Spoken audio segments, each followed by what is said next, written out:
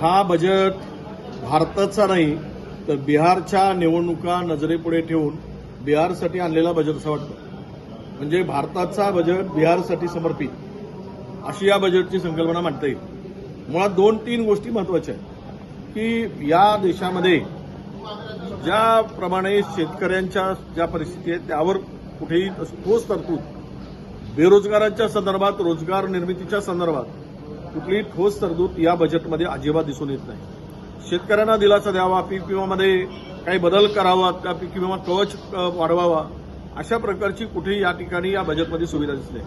विशेष म्हणजे नेहमीप्रमाणे महाराष्ट्राच्या तोंडाला पाणी पुसण्याचं काम झालं. काही ठिकाणी या बजेटमध्ये 2 गोष्टी करण्यात आल्या. एक तर मुंबई अहमदाबाद याला सुपरफास्ट ट्रेनसाठी पैसे, मेट्रोला पैसे, पण ग्रामीण महाराष्ट्राचं काय, उर्वरित महाराष्ट्राचं काय? उर्वरित महाराष्ट्रासाठी या बजेटमध्ये कुठलीही मोठी तरतूद नाही.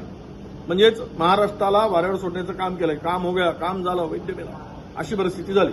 मेक इंडिया फसल्यानंतर आता नव्यानं मॅन्युफॅक्चरिंग इंडिया हे नवीन आणलं, जुन्या बाटलीमध्ये नव्यानं औषधी, बाटली जुनीच, अशा पद्धतीनं हे बजेट एकूणच मला वाटतं की या बजेटमध्ये जे एक मध्यमवर्गीयांना लूट करून जो जीएसटीच्या माध्यमातून, टॅक्सवाढीच्या माध्यमातून, महागाईच्या माध्यमातून हे सगळं काही लूट चालली, त्याला केवळ तुम्ही इन्कम टॅक्समध्ये सूट दिली, एवढाच काय त्या बजेटचा आता अर्थ लागतो. पण त्या पलीकडे दुसरं कुठलीही मोठी गोष्ट या बजेटमध्ये आम्हाला दिसली नाही.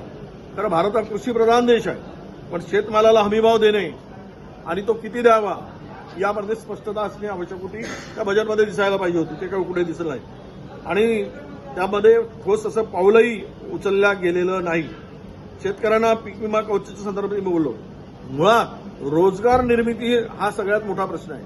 आपण म्हणतो की आपण महाराष्ट्रातील सीएम, उद्योगमंत्री डावोसला जातात आणि महाराष्ट्रातीलच कंपन्यांचा करार डावोसला केला जातो. आरएन, एफडीआय या देशामध्ये वाढली पाहिजे. म्हणजे आणि ती वाढताना त्यामध्ये आपल्या काही बदल अपेक्षित होते. या बजेटमध्ये त्यांना मदत करण्याची आवश्यकता होती, ते अजिबात या बजेटमध्ये कुठेही दिसलं नाही. रोजगार निर्मितीवर जो फोकस असायला पाहिजे, बेरोजगारीचं प्रमाण ज्या पद्धतीनं वाढतो आहे, युवकांमध्ये जे नैराश्य आहे त्यामध्ये आता कुठे दिसत नाही. फक्त आणि फक्त बिहारसाठी घोषणांचा पाऊस. आज मी राज्याच्या वित्तमंत्र्यांचं टिप्पणी वाचली, त्यांचं भाषण, त्यांनी दिलेली प्रतिक्रिया वाचली. मला वाटतं की मुंबई, पुणे हे 2 शहर मेट्रोसाठी दिलेले पैसे आणि अहमदाबाद रोडला दिलेले पैसे, या पलीकडं महाराष्ट्राला काय दिलं? त्या रेग्युलर योजना आहे तेवढंच दिलेलं, नवीन काही महाराष्ट्राला दिलेलं नाही.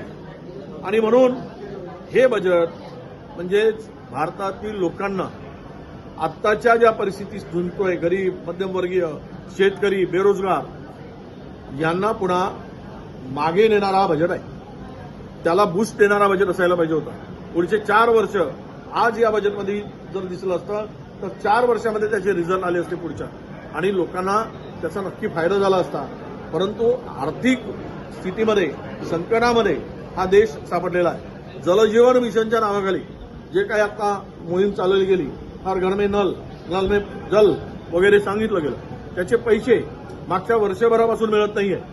आणि नव्यानं पुन्हा 28 पर्यंत हा प्रोग्राम वाढवण्याचं त्याचं दाखवलं. जुनेच पैसे मिळत नाही आणि नव्यानं पुन्हा त्याच्यामध्ये प्रोग्राम दाखवून त्याला मुदतवाढ देऊन साध्य काय होणार आहे? हे अशा प्रकारे एकूणच बनवाबनवी करणारा हा बजेट आहे आणि भारताच्या अधोगती, भारताला मागे नेणारा बजेट आहे असं मी त्याला म्हणतो.